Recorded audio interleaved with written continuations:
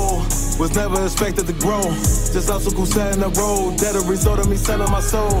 The story I'm telling is cold, but yet it's what everyone knows. The white man's the devil is known. America was never our home. Only a place of captivity, safe facility, hating disfigure me. They claim that I'm lazy, be killing me. Maybe this slavery draining my energy. 400 years and counting. The trail of my tears is countless. May fact that them here is astounding, but I can't wait till this shit is surrounded. Ready to tangle my king and the angel, be ready to rap. Crack in the sky, nuclear missiles and make it official. I'm capturing every crack and surviving. Put them all in chains where they need to be. Slavery for me. And let the whole world see that with them in the cage and safer in the streets. Put the dog on a leash. Get resolved for the beast. 144, get the ruler show, we could all be at peace. As soon as the trumpets are sound, your kingdom we busting it down. The only way justice is found, the time for your judgment is now. You see just how it feels. Payback is a dog. It's a dog. Payback is a dog. It's a dog. Payback is a dog.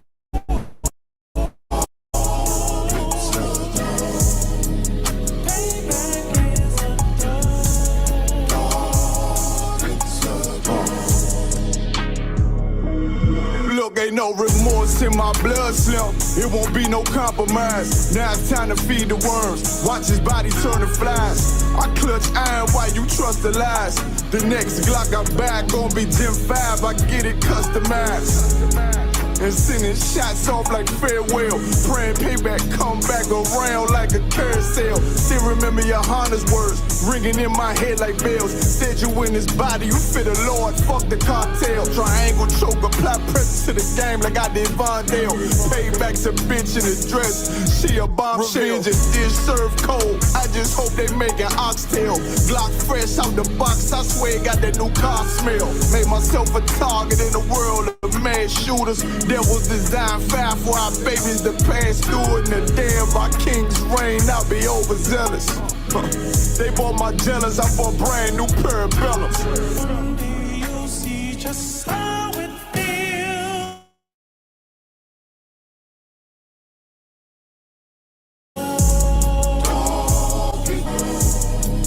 Payback is a dog. It's a dog. Payback is a dog. It's a dog. Payback is a dog. It's a dog.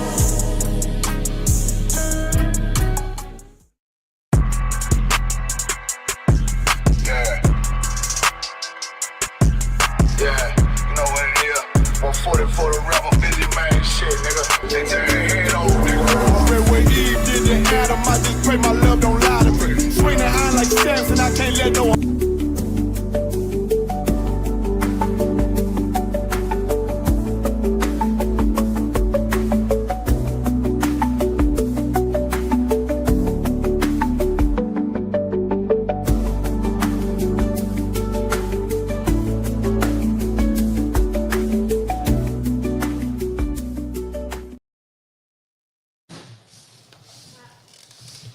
All right, Shalom, Israel. We are the ISUPK. Started out at 1 West 125th Street, Harlem, New York, under Commanding General Yohana. And since 1969, we've been teaching blacks, Hispanics, and natives their true identity from the Bible. And tonight I'll be holding the class down for Precinct Officer 5000 Dashayim. Tonight's Tuesday night brotherhood class.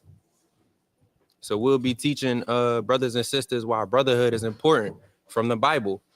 And as we all know, we got Thanksgiving coming up. All of the heathens, they're going to be keeping the traditions of our captivity. And truth be told, you'll find out through the scriptures that it's not brotherly for you to be celebrating Thanksgiving. Why? Because you offend our brothers, Gad and Reuben.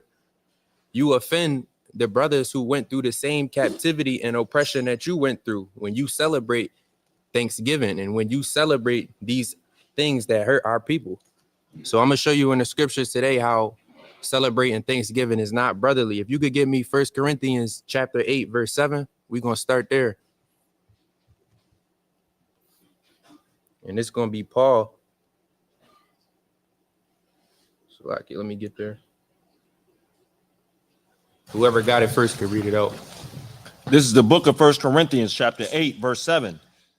Howbeit, there is not in every man that knowledge. So what knowledge is he talking about in this verse? He's talking about the knowledge of these scriptures. He's talking about the know-how, the knowledge of not celebrating Thanksgiving. He's talking about keeping these commandments.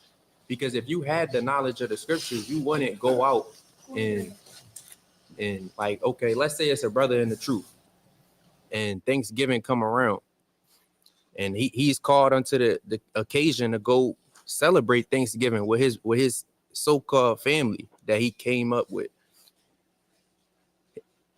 Being that they are in that house eating food that is sacrificed unto idols or sacrificed unto other gods, would y'all say it would be brotherly for you to go eat with those brothers, or would it not be brotherly? It would not be brotherly. Right. Why wouldn't it be brotherly?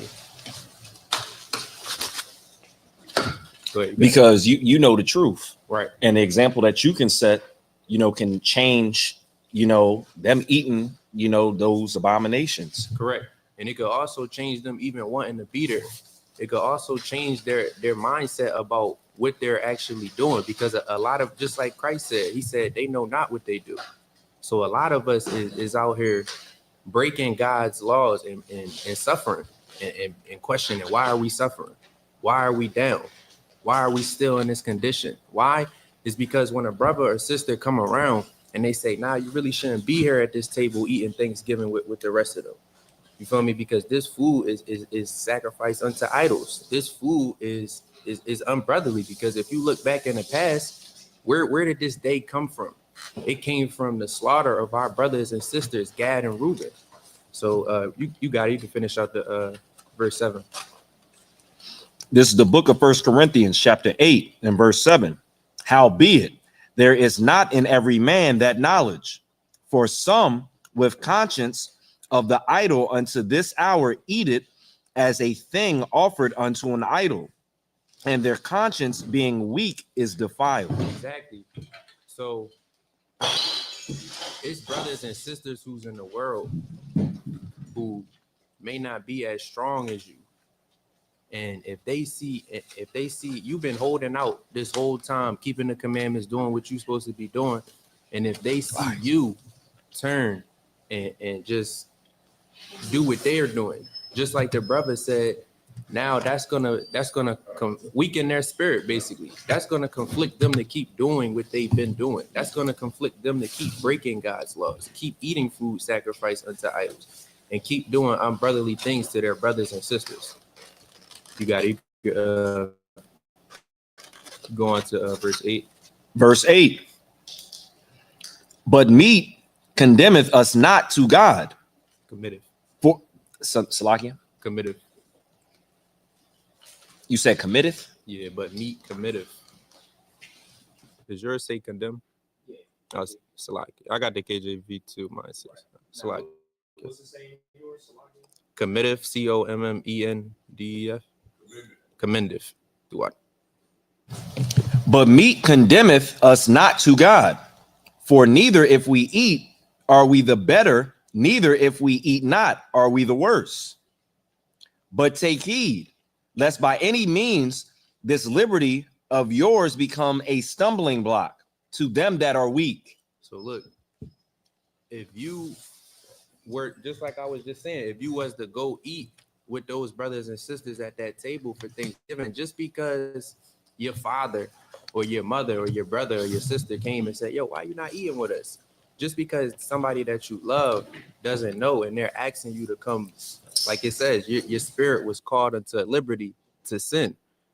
So just because you feel as though, all right, it's not right if I don't eat with my brothers and sisters, what the scriptures is saying is that is going to become a stumbling block for those brothers and sisters who really don't know, because you know better. You have the knowledge. They don't. So for you to hold out and not do what they do, that could be motivation unto them. That could be a testament of strength. Because think about it. If I'm a brother in the world and y'all are all brothers there in the truth, and no matter how good that food on the table look, y'all don't eat. I may look at y'all like, damn, they really didn't eat. Everybody else eating and they didn't eat. Why? And that might convince me to come ask y'all. That might convince me to be like, yo, brother, why didn't you eat? And that right there could be the thing to bring me into the truth, or bring another brother or another sister into the truth. But let's say you was to eat. Now, I'm going to look at you like one of us. I'm going to look at you like, oh, man, we all just here having a good time. You mean? So this is why it's important to hold out and fight for our laws and our lives. I mean, because this isn't just for fun. You mean, the things that we do is actually to help our people. Yeah. And when you turn and do things that are worldly, you hurt our brothers and you hurt us overall. You hurt the whole Israel, because Christ said it himself, like whatever you doing to the least of us is like you doing unto him. You feel me? So if you could give me, oh, you got a point?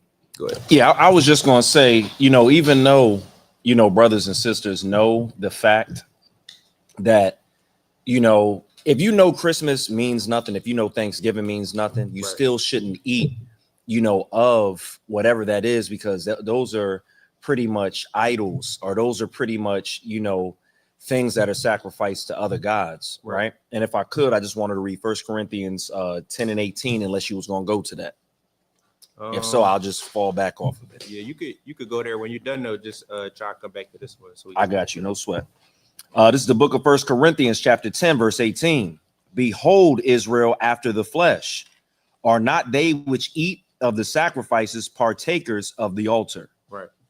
And So that's a heavy precept too. That's a heavy precept. You wanted to finish it out? No, that's too wild. We have verse 9.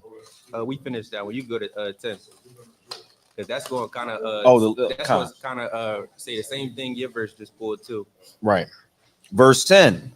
For if any man see thee which has knowledge sit at meat in the idol's temple, shall not the conscience of him which is weak be emboldened to eat those things which are offered to idols? Right. So now the brothers and sisters who is weak, the brothers and sisters who is weak, and they go eat.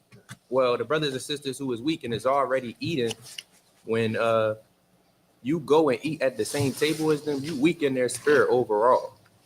All right, so I'm gonna go ahead and pass the class over to Priest and Officer 5000 Dashayam.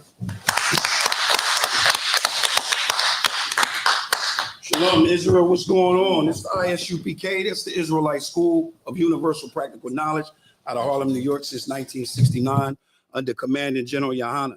And tonight's class is brotherhood class.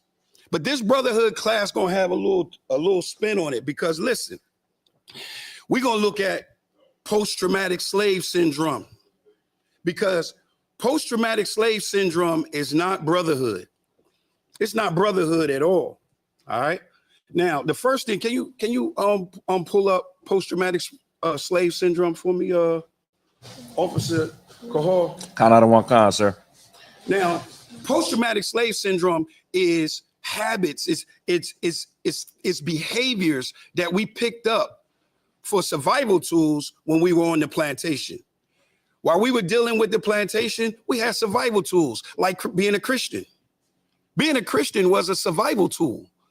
We had to survive, right? We had to live another day, right? So what we did was what? We survived by accepting this way of life as Christianity as we know it today. But I'm here to tell you that that was a survival tool. You got it up? Sir. All right. All right. I have two different definitions. One is from sharp.com, and I believe the other one is from the actual author. I'll read both if you want me to. Yeah, I want it from the author. From the author? The Okay. author is, okay, this is what's heavy about what he's getting ready to read, right? Post-traumatic slave syndrome, the reason how they came about it is because of the Holocaust. The Jewish people, the little hats, they did research and they found that the Holocaust trauma has been passed down through generations.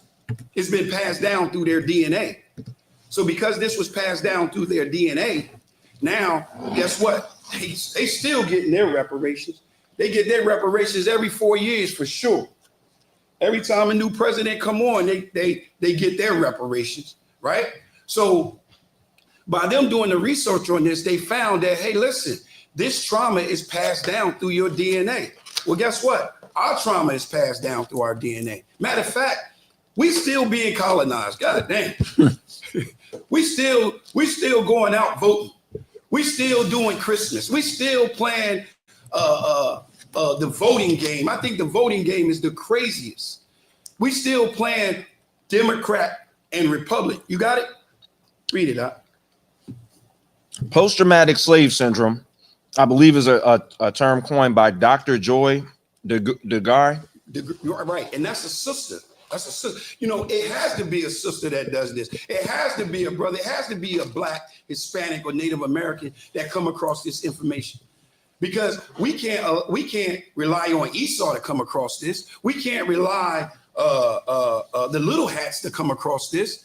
We have to come across this. Right. Go ahead. Sir. It says, and this is on the author's website. It says PTSS, which is post-traumatic slave syndrome, is a theory that explains the etiology of many of the adaptive survival behaviors in African-American communities throughout the United States and the diaspora. It is a condition that exists as a consequence of multi-generational oppression of Africans and their descendants, resulting from centuries of chattel slavery, a form of slavery which was predicated on the belief that African Americans were inherently or genetically inferior to whites. That's crazy. That's crazy. This is what they were thinking. This is what was going on. All right? Keep going. This was then followed by institutionalized racism, which continues to perpetuate injury, thus resulting in MAP. Hold it, stop. Listen. So when it says that this is still continually going on, this hasn't stopped. Because a lot of those survival skills we picked up, we still do today. It is destroying the nucleus of the Black, Hispanic, and indigenous people. It's destroying their families. This behavior is destroying the family. It's destroying the family. Now look, tonight we're going to deal with post-traumatic slave syndrome that deals with the brothers, and we're going to deal with the sisters. But why would I start with the sisters and not the brothers? Why would I deal with you know why? Because that's who they dealt with first on the plantation. The first they dealt with was the sisters. And in order to understand my position, you have to understand the holy divine order, the holy order of the scriptures.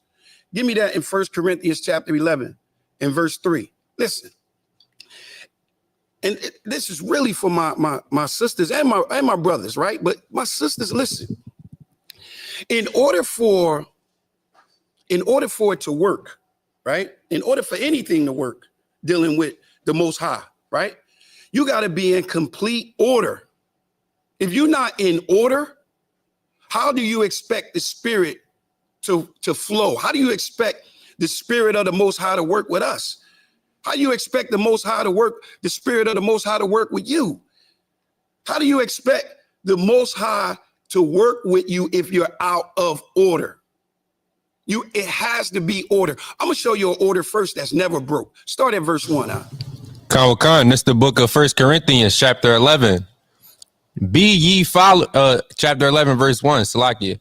Be ye followers of me, even as I also am of Christ. So Paul is saying, follow me as I follow Christ.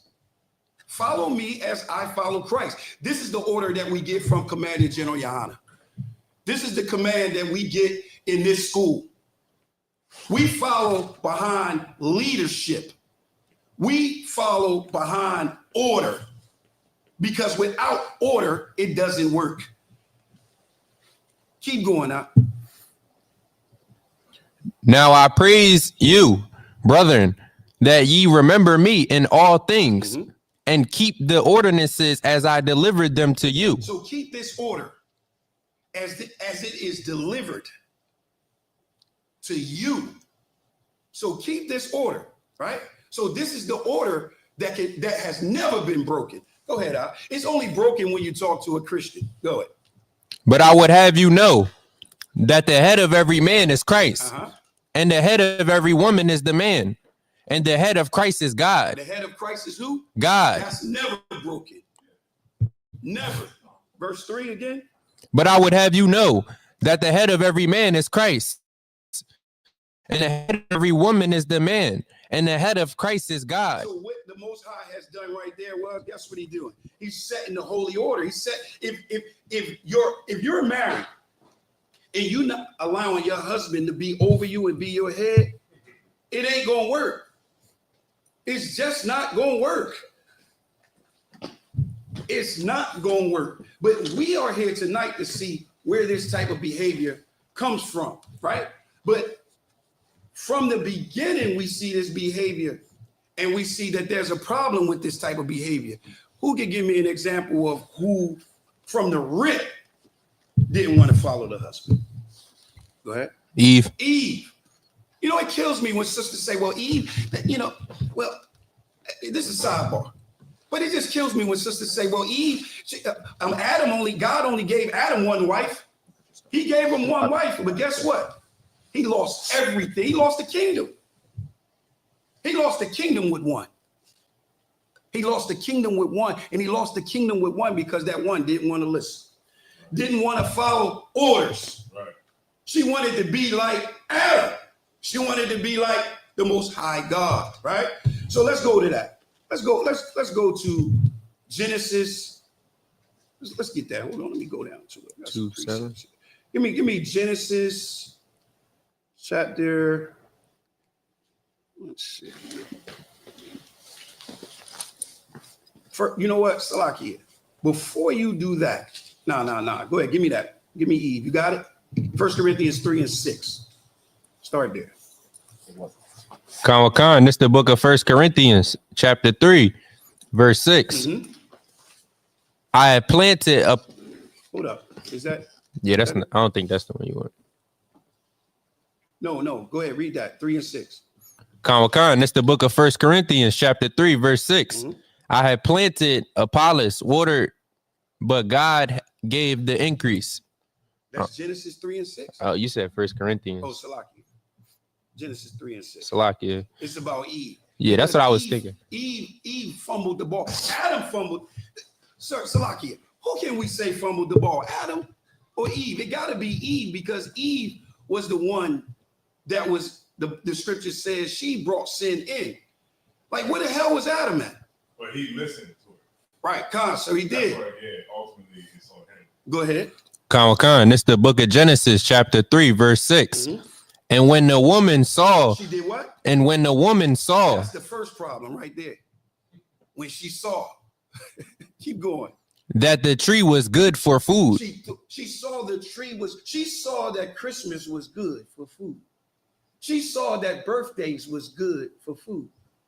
They saw Thanksgiving good for food. Read it again. Huh? And when the woman saw that the tree was good for food. She saw that it was good for food. See, Christians think that it was talking about a bite of an apple or a bite of some type of fruit. But no, this was Eve taking and seeing something that she liked and now wanting to take it in. Good. Keep going. And that it was pleasant to the eyes. It was pleasant. That's why I said, oh, birthday. I like, they look like they having fun. It don't look like they bothering nobody, right? Right. Keep going. And a tree to be desired to make one wise. Now that's the heavy part. A tree. Read it again. And a tree to be desired to make one wise. This is just another influence. This is something outside of her husband's authority. That's what it is. It's something outside of her husband's authority because he gave instructions and you're supposed to listen to it. You're supposed to be under your husband. It's your head. So that was the influence. But one would say, well, what do you mean the tree was an influence? Well, let's see what the tree was. You got me a precept for that? You got me a precept? Tell me where you're going first. I got a couple. I want to show you that, listen, a tree could be a man and the tree could be a nation. Because Carl, could you give me what's that, Hosea, where it talks about similitudes? I think that's What, the similitude after Adam's transgression? no, the similitude of what we use. The Most High gives teaches his prophets through similitudes. Ain't it? I think that's Hosea. I think it's Hosea, maybe 10 inch.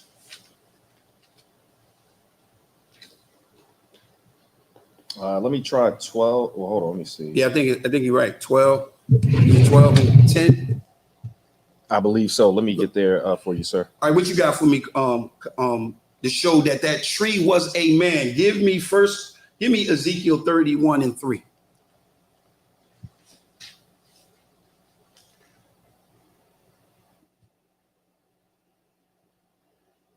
Say 31.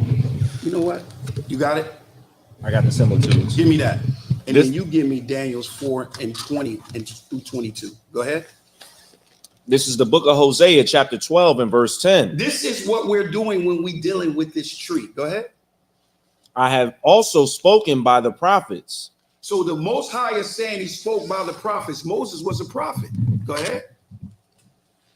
And I have multiplied visions Go ahead. and used similitudes. And use similitudes. The tree would be that similitude, right?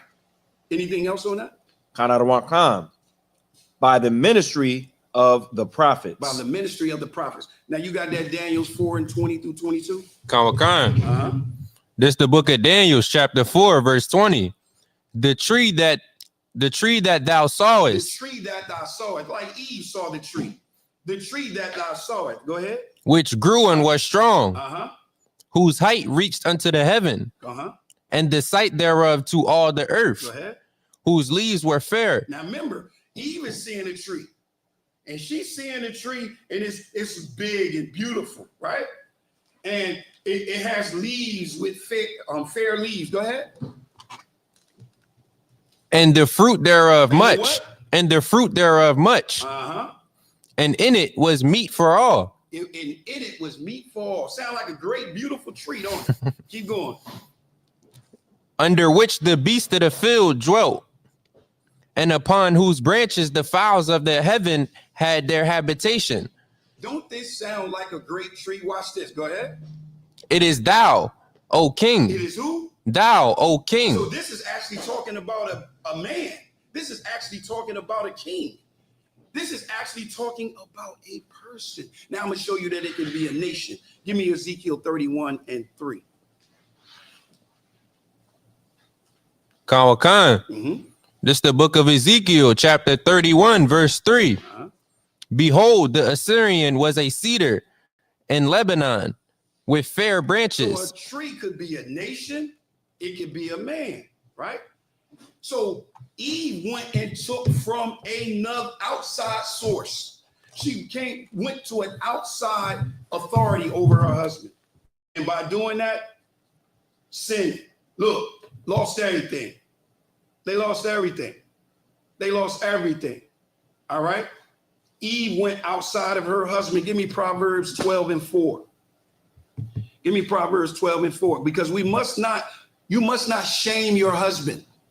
Buck breaking, let me explain buck breaking, why he's getting Proverbs 12:4. Buck breaking, right? What they did was they would bring the most masculine man out in front on the plantation.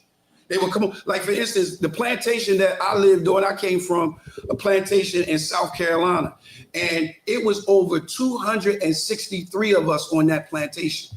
And that was just my family alone. That's just my family alone. That wasn't talking about nobody else. It was my family alone. And on this plantation, just imagine, they would take the most masculine man. They would take the one that's walking around masculine and smart, that don't want to follow Christianity because it's fake. And you know what they would do? They would get that man and bring out his family, his kids, his grandfather, aunts, uncles, cousins, family, friend, everybody's out there. And you know what they would do? They would pull down his pants and they would sodomize this. They would sodomize him. That's what they would do. They would sodomize him. And I'm going to play something before we get into that Proverbs piece. I want to play something. Let me see if I can pull it up. Give me that Proverbs piece. Just imagine someone brawling your loved one, your father, your head out, and then everybody raping him. The slave master just sodomizing him. And then get other slaves to sodomize him. But before they sodomize him, they would beat him almost to death. And then they would sodomize him. This is the type of torture. This is the type of thing that we went through on the plantation. You got that Proverbs piece? Because shaming your husband in public like that is a disgrace. It is a disgrace. You got it out? It's the book of Proverbs, chapter 12, verse 4. And let's get another thing straight. That's a sin. Don't get it twisted. All that talking about I sin. I can be angry, but sin not. No, you sinning. If you shame your husband in public, you are sinning. If you undermine your husband's authority, that's sinning. That came from the plantation. That's where we learned that from. That behavior of humiliating your husband in public, stripping all of his power, stripping all of his manhood. That's what you do. That's what you do. You buck breaking your husband publicly when you shame him. You ain't doing nothing different from what the slave master did. Go ahead, I'm gonna show you what it do to him. Kawakan, that's the book of Proverbs, chapter 12, verse 4. Mm-hmm. A virtuous woman is a crown to her husband. What? A virtuous woman is a crown that to her husband. Is so important. One more time. A virtuous woman is a crown to her husband. You are a crown to your husband, not a pain in his ass. You're a crown to your husband. Keep going, huh? But she that maketh ashamed is as rotten and is as rottenness in his bones. It's rottenness in his bones. Now we're gonna deal with that. But a real woman elevates her husband. All right. A real woman elevates her husband. That's your crown. When you elevate your husband, when you elevate your head, when you follow the holy order, the spirit is working. What you got out? Sir, I just wanted to give an example of like a modern day, like, emasculation or a buck breaking, that they have, that society has women doing. One of them was, I don't know if you remember the basketball player, Joe Smith. His wife ended up having an OnlyFans in 2023. And that became like a big discussion. And she embarrassed him, for everybody to see on like a national stage, like everybody seeing it on social media. And to make matters worse, she took it upon herself to go on, the rapper Cam's show. After that, making it even more of a big deal. So that's exactly what you're talking about. Exactly. Just stripped him right on down. His name ain't Joe Smith no more. It's J.S. She just stripped him down. Read that one more time, huh? Where was we at? One more time. Kawakan, it's the book of Proverbs, chapter 12, verse 4. Mm-hmm. A virtuous woman is a crown to her husband, but she that maketh ashamed is as rottenness in his bones. As shame is as rotten in his bones. You know what that's saying? A woman who yells at her husband, right? Who yells at her husband and disrespect her husband in public is destroying him from the inside. Right. That's why it says making ashamed is as rottenness in his bones, not your bones, his bones. He may walk out and look normal. He may walk out and his hair still braided. He may walk out and his clothes may be still sharp, but internal, yo, you killing me. Who dies first in a marriage? The man. The man. Because he's taking so much brutality. He's going through so much hell. It's rottenness in his bones. You're killing him from the inside. The bones, you don't see the bones from the outside. You don't see the bones when you see the organism itself. The bones is inside of the body. That's what you hitting. You hitting something that's internal when you try to shame your husband publicly. That's crazy. Give me Sirach 26 and 22. What you got? So like you had a precept for what you just said. It's in Ecclesiasticus chapter 25, verse 17. It say, the wickedness of a woman changeth her face and darkeneth her countenance like a sackcloth. Like a what? Like a sackcloth. Like a sackcloth. Sadness. This is depressing. Go ahead. Her husband shall sit among his neighbors, and when he heareth it, shall sigh bitterly. That's because of that buck breaking they hearing. They hearing him get bucked. Go ahead. All wickedness is but little. It's like all wickedness is but little to the portion. It's like all wickedness is but little to the wickedness of a woman. Let the portion of a sinner fall upon her. Listen, this is not a sister bashing class.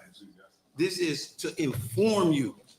This is to inform you. So if you did it, or if you're doing it, or if you contemplating, or you about to do it, don't pull the trigger. You're buck breaking him. You're hitting him from the inside. You're crushing him from inside of his body. You got that Sirach 26, 22 through 23. It's crazy. 26. Yeah. It's crazy that we still today are not in unity. Brotherhood is all we got. And if we can't have brotherhood in the crib, if we can't have brotherhood between you and I, and we married, what the hell are we doing? What the hell is going on here? Your main objective is to buck break me in public. That's your main objective, is to embarrass me. What the hell is going on? Oh, don't worry about it. When I'm gonna get on the brothers too. You got it? Let's go. This is the book of Ecclesiasticus, chapter 26, verse 22. An harlot shall be accounted as spittle. As what? As spittle. So he's saying that a harlot is like spittle, like spit on the ground. Nothing, right? Loud mouth, rough, unruly, right? And publicly disrespectful, right? Because she is what? Read it again. An harlot shall be accounted as spittle. Like nothing. A harlot is nothing, right? Keep going. But a married woman is a tower against death. Is a what? Is a tower against death. Do you understand that you're the strength of the marriage? He's the power, strength, of course. But life lies with you because you're the soft pillow. You're the comfort of rest. If I can't get comfort of rest and I'm only getting buck broke, yo, man, my bones is getting rotten inside. They're rotten to the core. Straight up. It's rotten to the core. But just imagine that a righteous woman protects her husband. She doesn't slander him. She's a tower, a covering, the strengthening of her husband. That's what you do. That's what we teach here in the ISUPK under Commanding General Yohana. That's what we teach. That's what we teach. You know why we teach it? Because it's in the Bible. Paul said, follow me as I follow Christ. Commanding General Yohana. I remember it like yesterday.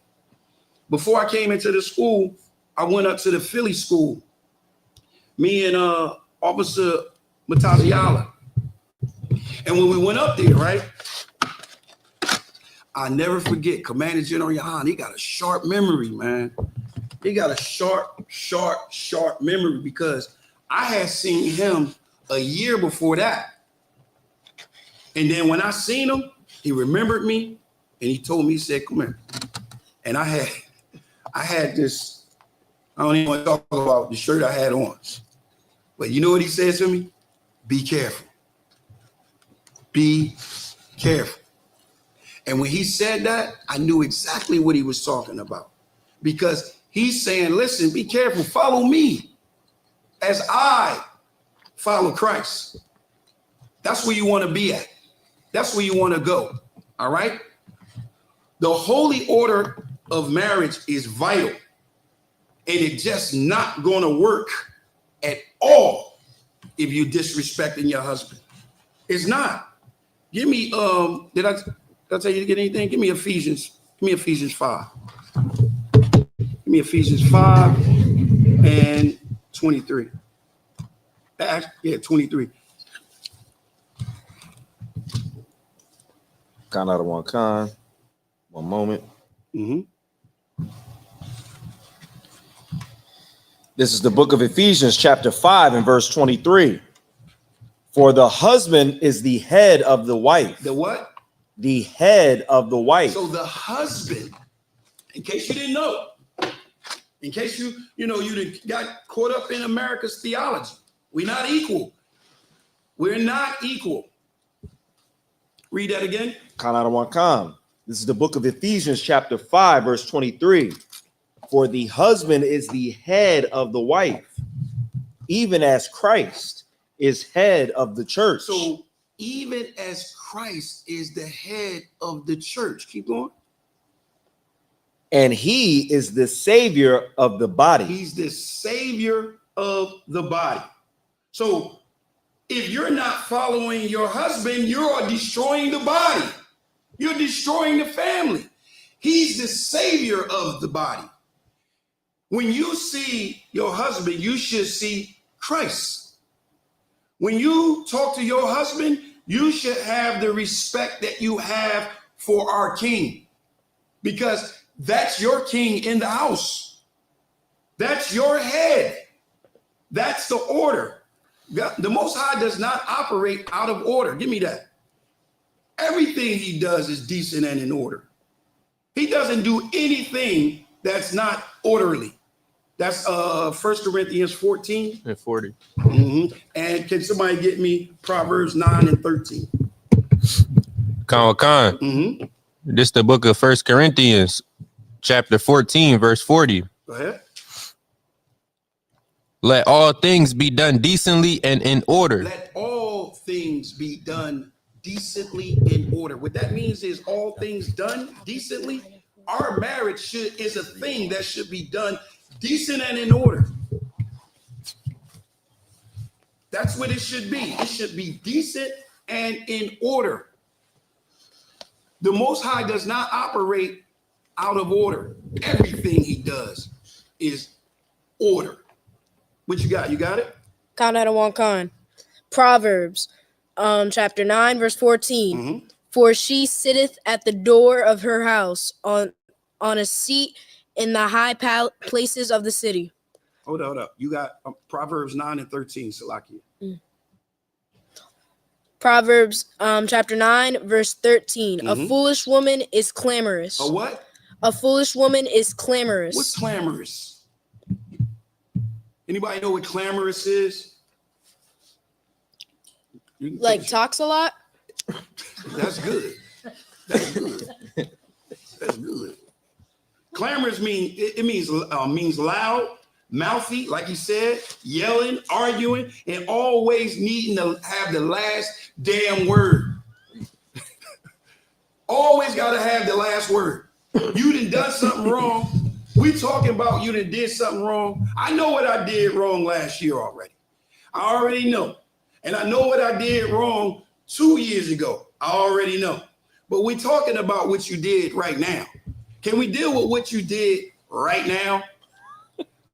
Why do we got to deal with something I did last year that don't have nothing to do with what we're talking about right now?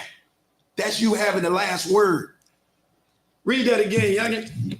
A foolish woman is what? clamorous. So if you listen, if you loudmouth, if you mouthy, if you yelling, if you arguing, if you always needing to have the last word, you what? A what? A foolish A woman. what? A foolish A woman. what? A foolish You're a woman. foolish woman. You're a damn fool.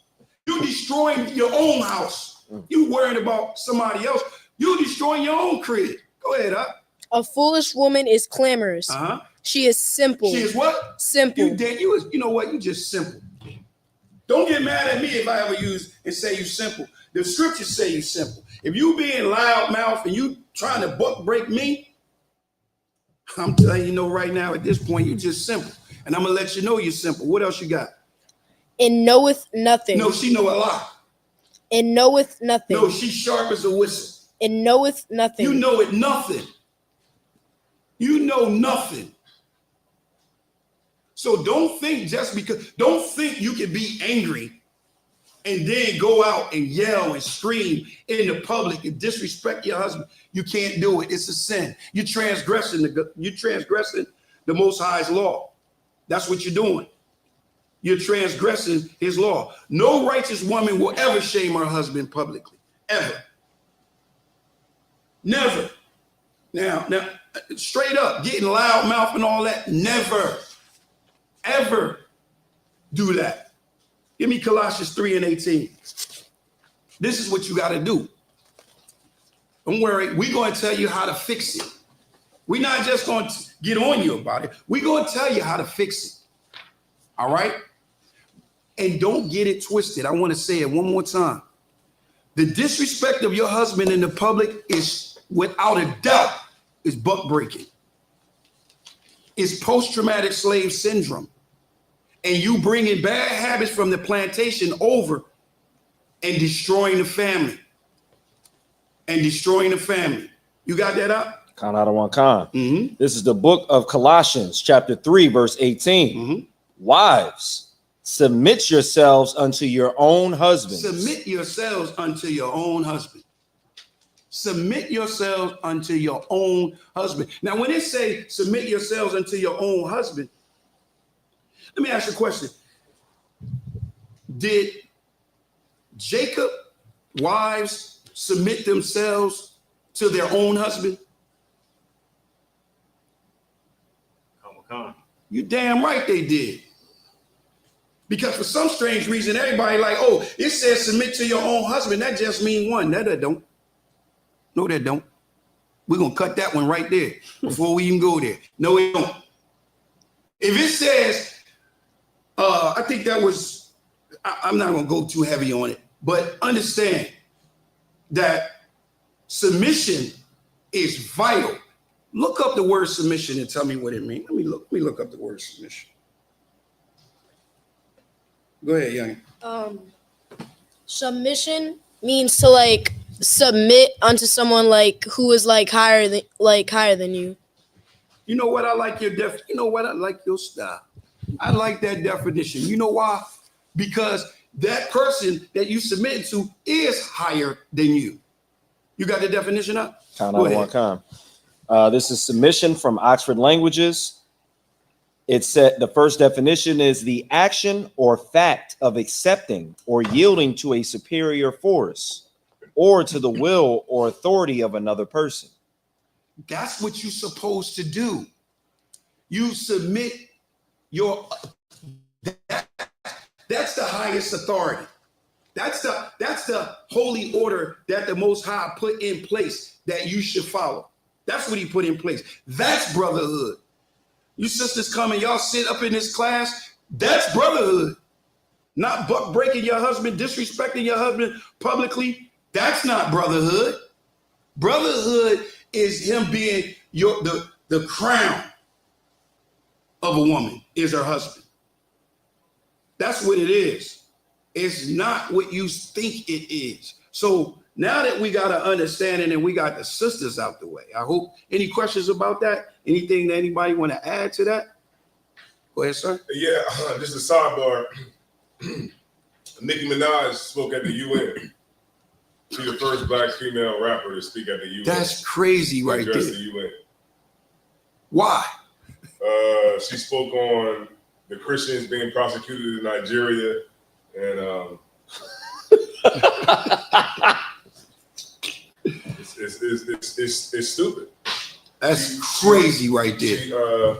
And it just shows you like what they the way they think. See, I remember I was. It just shows you she buck breaking everybody. That's crazy. Like, why would you have Nicki Minaj speaking at the UN? Yo, and let me tell you something about what's the Nicki Minaj? Is that the one? Which one that got the new album out? That's teaching that all the sisters how to be hoes. Oh, that's all of them.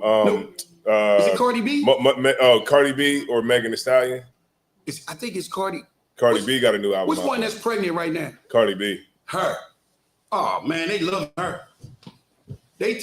She's teaching them exactly how to flip the order. Like, I didn't mean to cut you off, but it's like, okay, like a lot of people saying, oh, she's probably doing it because she's looking for a pardon for her man or whatever from Trump. But it just shows you like what they actually really think of black people. Like, meaning, okay, I'm pretty sure they could have gotten like somebody that had like a, you know, maybe a political science degree, you know what I'm saying? Like a woman that might have been like maybe having like a law degree, you know what I'm saying? Like, I'm not saying, I'm just saying they probably could have got somebody that's more intelligent, right? That could get up there to, what's that word called? What's that word called when you trying to bring light to something, like you're, like it's like you're verbalized, like somebody that can articulate. Right. They could get somebody up there to articulate like the issues that's going on in the black community, things like that. And instead of doing that, they get Nicki Minaj. Wow. That's crazy. That's just wild. I'm trying to figure it out. But that's the type of nonsense that we deal with here. Always trying to raise the woman up over the man. What's that in Isaiah? What's that, Isaiah 4 and 12? What was that, Isaiah 3, where it talks about those that rule over you? Give me that, Isaiah 4. Let me get it. You got it? Or is it Isaiah 3? It's 7. Nah. What you looking for? Is it what? What you looking for again? Where it talks about those that rule over you, the women that rule over you. Isn't that as that's not Isaiah 4, sir? And that's Isaiah 3. Isaiah 3. It's Isaiah 3 and 12. Let me start at verse 11. This is what happens when you mess up that order. Go ahead. Woe unto the wicked. Destruction to the wicked. Go ahead. It shall be ill with him, for the reward of his hands shall be given him. Go ahead. As for my people. As for who? As for my people. As for my people, blacks, Hispanics, and Native Americans, those that are of the diaspora. Children are their oppressors. Children are your oppressors. Go ahead. And women rule over them. Who rule over them? Women rule them. Women rule over you. Like you got who's that? Cardi B, right? Right. At the UN. Oh, Nicki Minaj. Nicki Minaj speaking at the UN. What the hell is that all about? What is that all about? What she a leader now? What she the head of the country? What she the vice president? What the hell is she? Go ahead. She got a song called Anaconda. That's why they picked her. That's why they probably brought her up here. Good night. They got Nicki Minaj. Listen, they can't do that. Read that from the top one more time, verse 12. As for my people, children are their oppressors, and women rule over them. And women rule over them. Go ahead. Oh, my people. Oh, my people. Go ahead. They which lead thee cause thee to err. A woman leading will cause you to err. That's why it's important, it's vital for you to follow that order. Because if you don't follow that order, you will err. Go Right. ahead. And destroy the way of thy paths. Destroy the way of thy path. It will be destroyed because it's out of order. You good? This is, if I could, Go ahead. this is outlandish. Like just how when Eve was used by the serpent to get Adam off, even though Nicki Minaj isn't actually one of us, she's not an actual sister. This is to just garner and get black people to be confused at the support for Trump, because she thanks Trump during the whatchamacallit. You said you believe it was for a pardon, right? Well, that's what people are saying in the comments, because her brother and her dude got like some charges. But this is crazy. Like for this to be the representation of us, like we don't have no representation at the UN, Right. and then some harlot that's not even really one of us, but appears to be like one of us, gets to speak on our behalf, and then this empowers women to think that they can be whores and be loudmouths, and Nicki Minaj, she gets to be this ridiculous woman out in public, and then she gets to speak in a public platform that's supposed to be professional. Right. That's going to encourage sisters to do the same thing. Exactly. Like really, it's crazy. You want to add to that? I was getting ready to go. I'm gonna get one more on rebelliousness. Give me Sirach 25. Did I tell you Sirach 25? That was 26 I gave you. Give me 25, 22 through 24. And then we're gonna show you how to fix it. See, we're not just gonna tell you, we're gonna tell you how to fix it, our sisters. In the brotherhood class tonight, we're going to tell you how to fix it. We're going to show you how to get everything on the right path. And you sisters not be the leaders of the house. When I was growing up, right, I remember where women used to say, this is before women start really becoming fully masculine, right?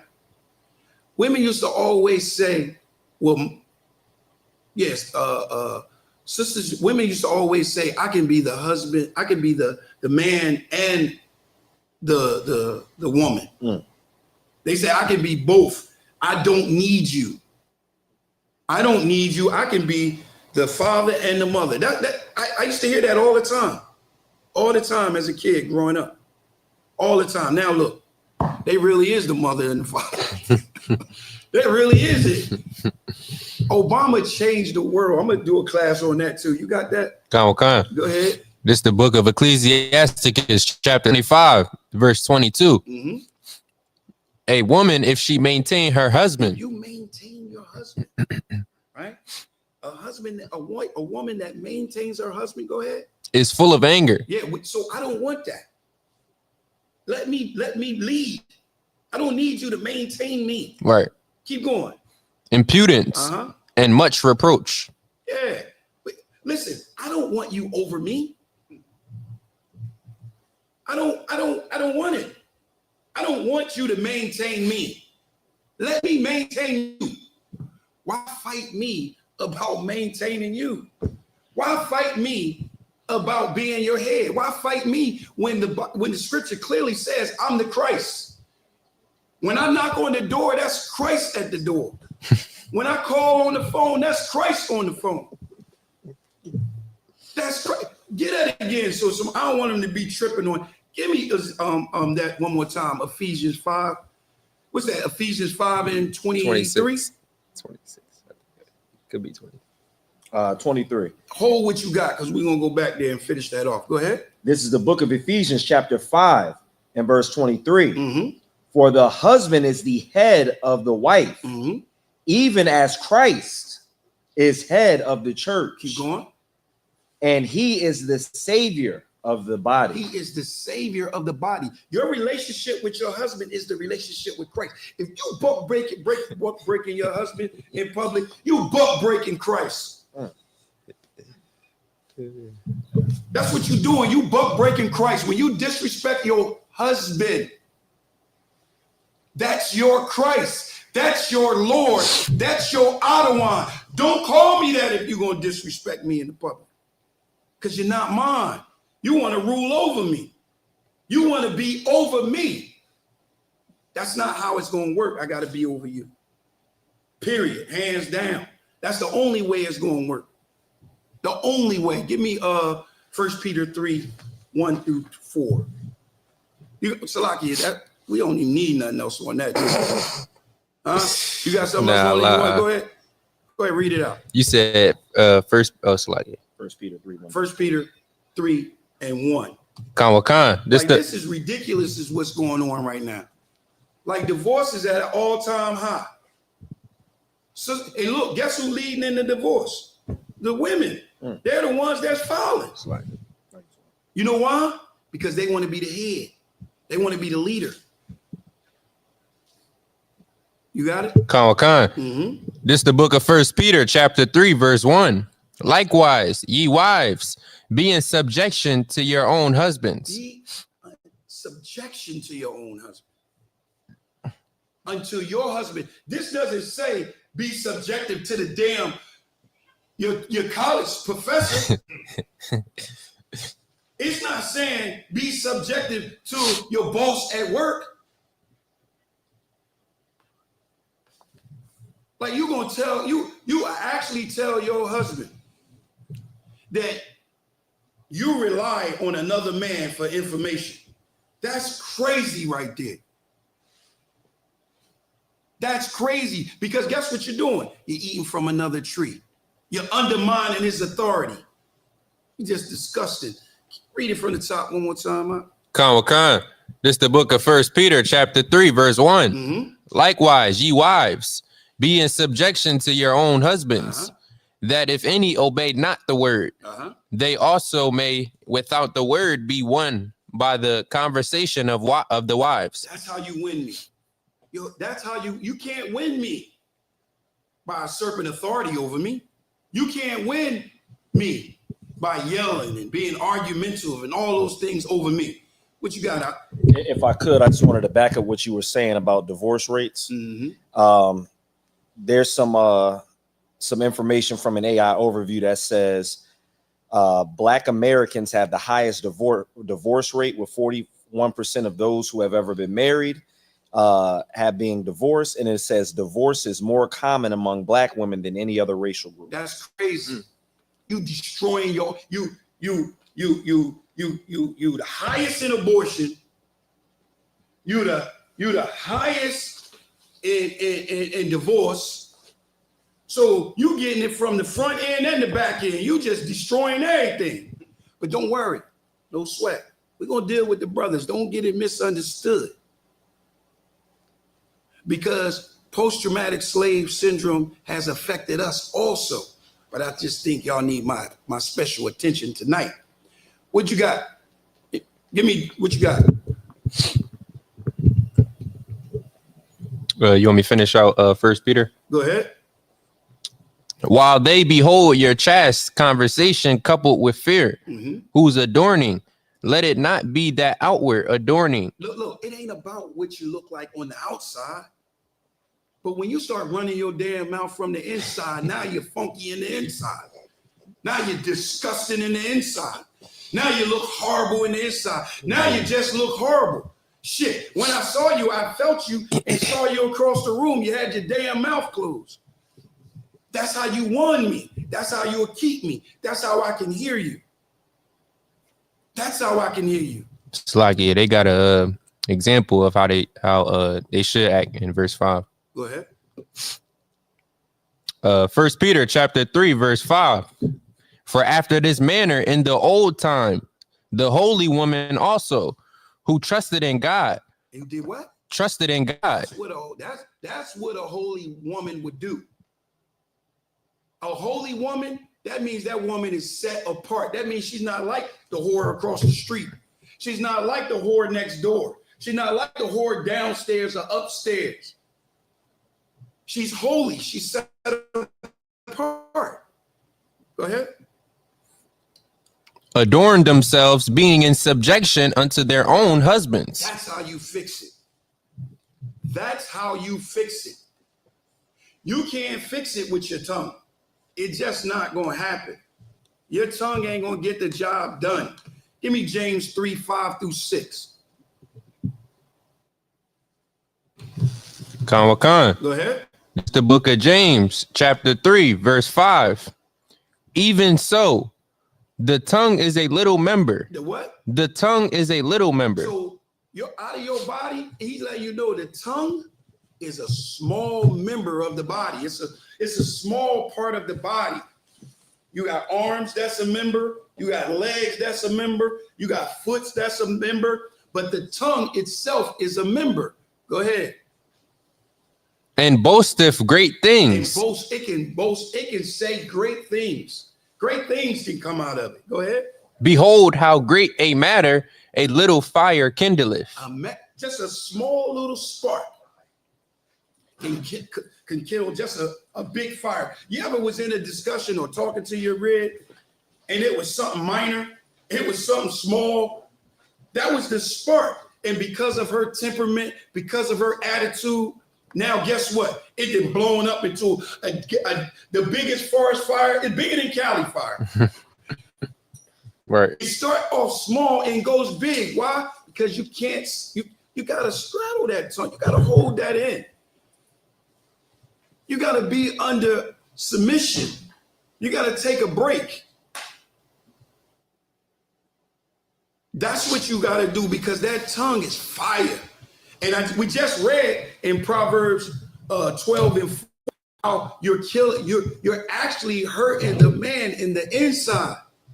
It's an internal thing. And Officer Call, he read it. We out of here first. So if you know, and statistically we out of here first, won't you try to counter that? Won't you try to counter that? That's what you should do. You shouldn't try to speed up the process. So that little member, that little tongue, it's a small tongue, small spark, but can start a big fire. What else you got? And the tongue is a fire, a world of iniquity. It's its own world. It's its own world. The tongue has its own world. It's a world of iniquity. Go ahead. So is the tongue among our members, that it defileth the whole body. It defileth the whole. Now everything. Now that small member on your body making me look at you as foul. Because now when I look at you, I just don't see what I used to see because of that small little tongue. That small little tongue. Give me Proverbs 15 and 1. This is how you should respond. Remember, I told you we're going to show you how to fix it. We're going to show you how to fix it. Go ahead. It's the book of Proverbs, chapter 15, verse 1. All right, hold on. Let me get there with you. All right, go ahead. A soft answer turneth away wrath. A soft answer turneth away wrath. And listen, you don't got to try to debate me. You don't got to do none of that. You don't got to raise your voice. You don't got to do none of that. None of that. Because the Most High says what? Read it again. A soft answer turneth away wrath. But grievous words stir up anger. That's what you give. Grievous words. And it stir up and cause everybody to blow up in the building. Me, you, everybody. That tongue is wicked. Give me Matthew 12 and 34 through 37. Go ahead. It's the book of Matthew, chapter 12, verse 34. O generation of vipers, how can ye be evil? That's Matthew 12, 34. Go ahead.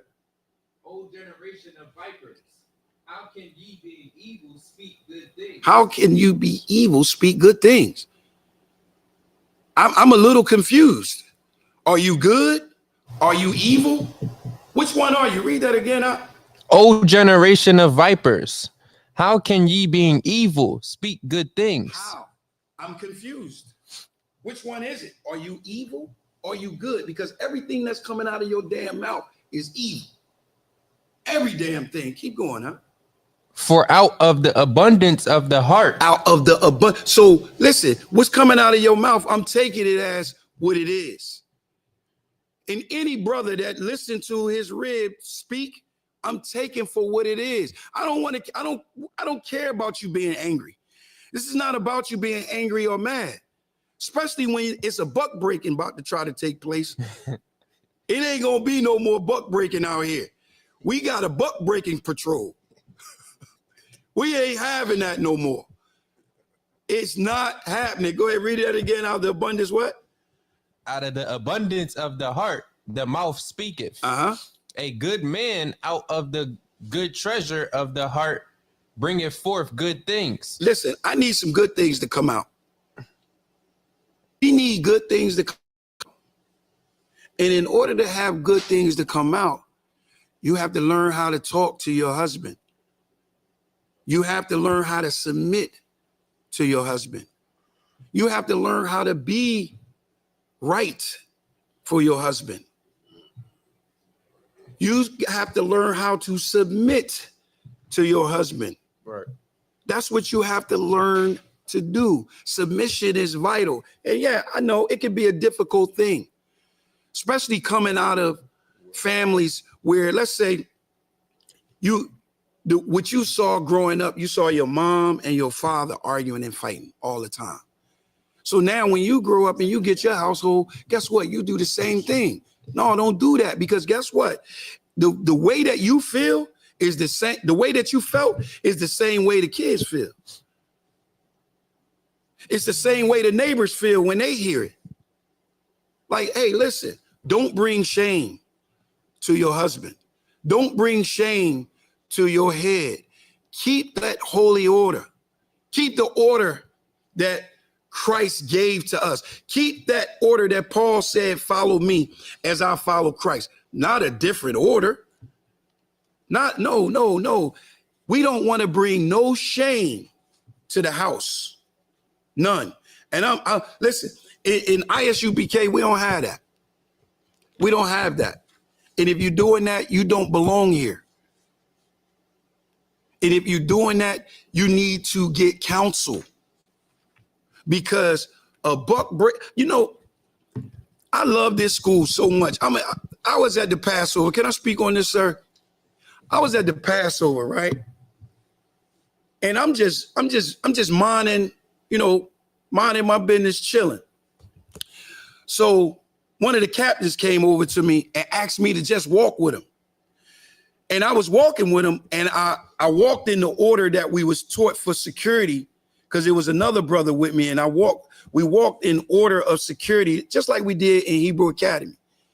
And we walked over to the entrance of the park where we were at.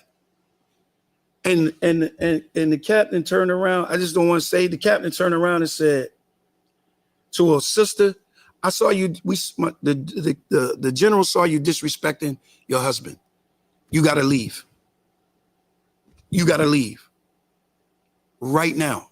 The husband was still in there, but you got to leave. You can't be trying to buck break him right here at the Passover. The general saw that. Get him up out of here. I'll never forget it. I'll never forget it. Now, some people would say, oh, that was wrong. No, it wasn't. Let me tell you something. God forbid that ever happened to Tasha Young. I'm staying right there. I'm staying right in the Passover. I'm enjoying myself. I'm not even going out to the car or nothing. I'm going to make it my business to stay in there all night and clean up every damn thing. I'll be the last one leaving up out of there. Listen, the disrespect of the black man has to stop. We are disrespected at work. We are disrespected at the street. We are disrespected in the stores. We are disrespected all over this earth. Forget the local. We disrespectful everywhere. If I go out this country, I'm disrespected. Can I buy some respect from you? Can I use the scriptures to purchase some respect from you? Can we do that? Can we follow this order? Because by following the holy order, that's how it works. That's how it works. The Most High does everything decent and in order. Everything. What you got? I just wanted to give an example because some people won't realize the wisdom in that. But in Esther, when Vashti was summoned by the king, she decided to disobey the king's order in front of everybody. And that, all right. And because of that, she received pretty much, the same punishment of pretty much being cast out and Esther taking her place. So I just wanted to bring that out. No, and I'm with you. Good job. Look.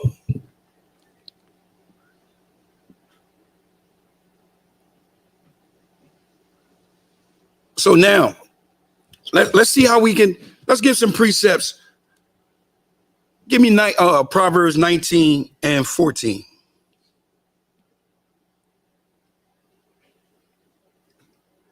Okay. Go ahead. This is the book of Proverbs, chapter 19, verse 14. House and riches are the inheritance of fathers. Listen, a wife, a good wife, a house, that is a great house. Read that one more time. That is a great house. Go ahead, one more time. House and riches are the inheritance of fathers. A wife with wisdom, right? And righteousness is a gift directly from the Most High power. It's directly from the Most High God. You want that precept? Yeah. It's a gift from the Most High's God. Listen, a wicked man receive a wicked woman. A righteous man gets a righteous wife. I'm righteous. I don't need nothing wicked. I don't need that. I don't need that. We need to build up this nation. We don't need to tear the brothers down. Right. You got it? And then after that, give me Proverbs 14 and 1.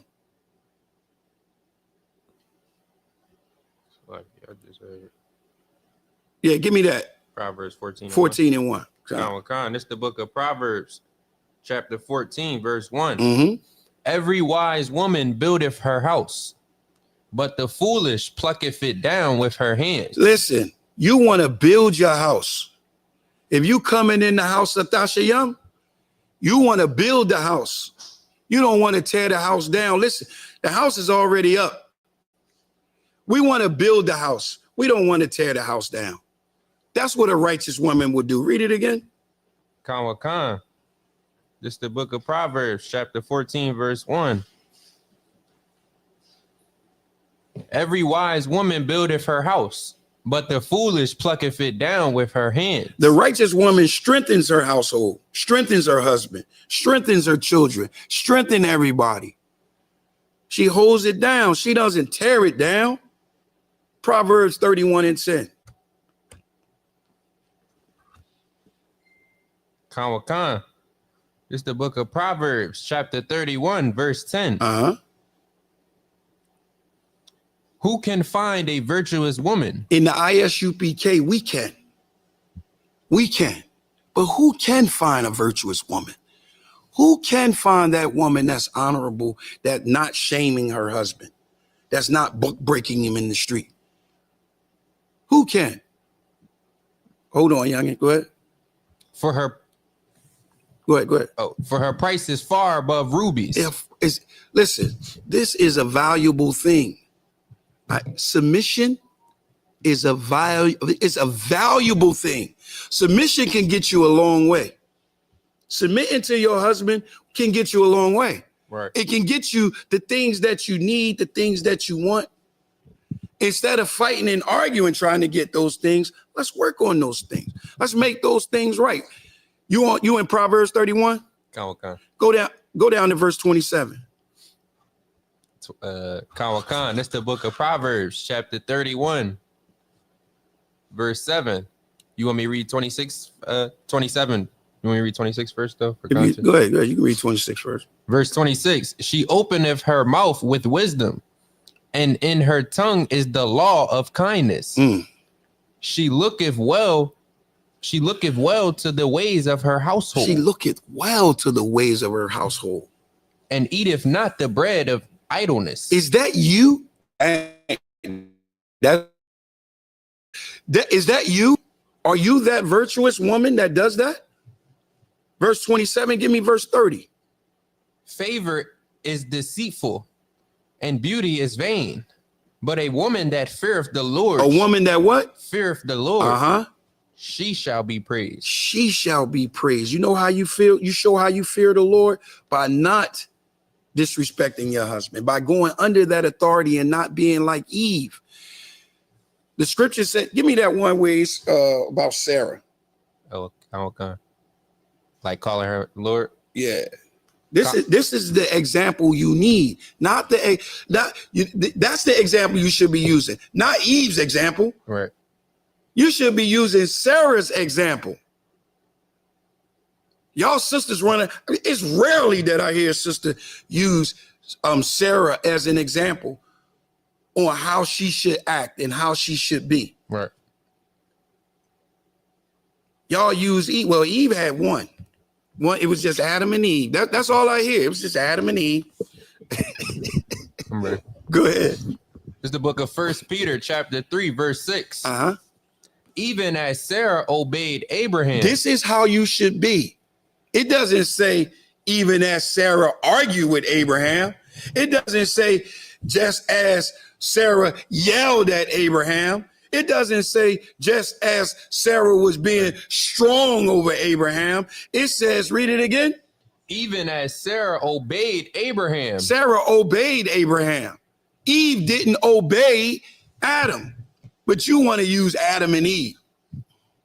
You want to use Adam and Eve where Eve didn't obey. Right. Here's Sarah obeyed. This is the one you should be using. Go ahead. Calling him Lord. Calling him what? Lord. That's who you should call your husband. Adawan, Lord. It's a great feeling. It's a great thing. It make your boy feel right. That's what it does. Right. You want to call me a motherfucker. Salakia. I'm sorry. Salakia, yeah. Whose daughters ye are. Who daughters ye are. That's you. That's who you supposed to be. You're supposed to be in that role. You're not supposed to be in the role of being. You can't be Captain Tazariak, all right? You just can't. You my rib. You can't be Creflo Dollar. You my rib. You cannot be the head. You're the rib. You're not the head. You're not the skull. You're the rib. So before I pass the class over to Precinct Officer Lakarab, I want to just say one more thing. Listen, I'm working on a class for the brothers too. I just ran out of time. I know they like, man, they jumping on the sisters. No. I want to help the sisters. Yes, we got a sister. Give her the mic. Give her the mic. I just wanted to know for a very good class. I just soaked the water for everything, but I just wanted to know: are you gonna touch on Abigail and Nabal? I would. Now that you just said it, I definitely will on the next one because I'm working on another one for the men. But I will touch on that. All right. You got my word on it. And then if you're not here, I'm gonna make sure that I point it out and I'm gonna say something to Officer Kahal. All right. So we're gonna pass. Oh, what I was saying was, listen. Respecting the man, his authority is very important. It's very important to the nucleus of the family. And that's what we got to be with this thing. Because I always say this, together we stand, divided we fall. And right now, man, we under a curse. We under a curse that's passed down through generations. I'm going to get one more before I go. Give me Lamentations 5 and 7. You have to understand, we fighting things that you can't possibly even imagine unless you do the research, unless you in this school under Command General Yohana. If you're not in the ISUPK, you're not going to get this type of knowledge. You're not going to get this type of teaching. You're not going to get this type of understanding. And you have to understand that we are fighting generational curses. You got that? Lamentation 5 and 7. No, God, this is the book of Lamentations. Chapter 5, verse 7. Mm-hmm. Our fathers have sinned. Our what? Our fathers have sinned. Our fathers have sinned. Go ahead. And are not. And are not. And are not. That means they not alive no more, right? Go ahead. We have borne their iniquities. We have borne their iniquities. Give me Exodus 20 and 5. We have borne their. Look, we're fighting iniquities and we're fighting things that you can't possibly imagine. And I'm talking about your husband when he leaves that home or he goes out into the world. Yo, you can't imagine the fight that we had and the fight that we go through. I'm coming to you for a pillow of rest. This is a generational thing that we're trying to do. And it is only one way to do it. Getting back to the laws, the statutes, and the commandments. Go ahead, give me that. This is the book of Exodus, chapter 20 and verse 5. Mm-hmm. Thou shalt not bow down thyself to them, Mm-hmm. nor serve them. For I, the Lord thy God, am a jealous God. The Most High says, I am a jealous power. I am a jealous power. Go ahead. For I, the Lord thy God, am a jealous God, visiting the iniquity. Visiting the iniquities. Go ahead. Of the fathers. Upon the children. Unto the third and fourth generation. Yo, this is a generational thing, man. And look, we got to fix it. Right. We got to fix it. We don't want to be a failure in life. So we got to fix it. All right. I'm going to pass the class over to Priest and Officer Lakara.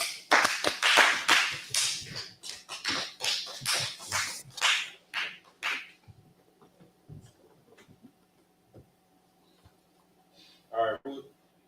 Rules for new brothers and sisters. When a new brother and sister come into the school, they are off limits for 6 months. They are to be saluted only. They are here to learn and shut them from the world. If they need transportation, a teacher will arrange it. After 6 months, if a brother or sister has an interest in a particular person, they are to seek counsel from the heads. Tithe, which is a commandment, Numbers 18:21, Malachi 3:8-10, means tenth in Hebrew, ma'asher. Tenth of every penny of every increase the Lord gives you. Priest fund, it's not mandatory. Whenever you feel in your heart to give. Up and coming holy convocations, we got the Feast of Dedication. That'll be on December 14th.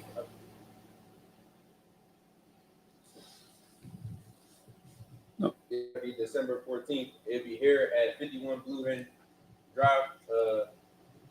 If you're a Black, Hispanic, or Native, come make it out to the school. Keep the commandments with us. And if any brother and sister, any brother Salakia want to be a trooper in school, start wearing all black pants, headbands, boot, and scarf. With that being said, Amidra, we're going to give a courtesy salute. Men of Israel, Amidra Shabbat, Amidra, Barak, Yahweh Hashem, Yahweh Shabbat, Thumb. Yahzmatah, which means hands down. Sar, which means turn. Sisters, Amidra, we're going to give a courtesy salute. Men of Israel, Amidra Shabbat, Amidra, Barak, Yahweh Shema, Thumb, Hashem, Yahweh Shah. Yahzmatah, which means Yahzmatah, which means hands down. Class dismissed.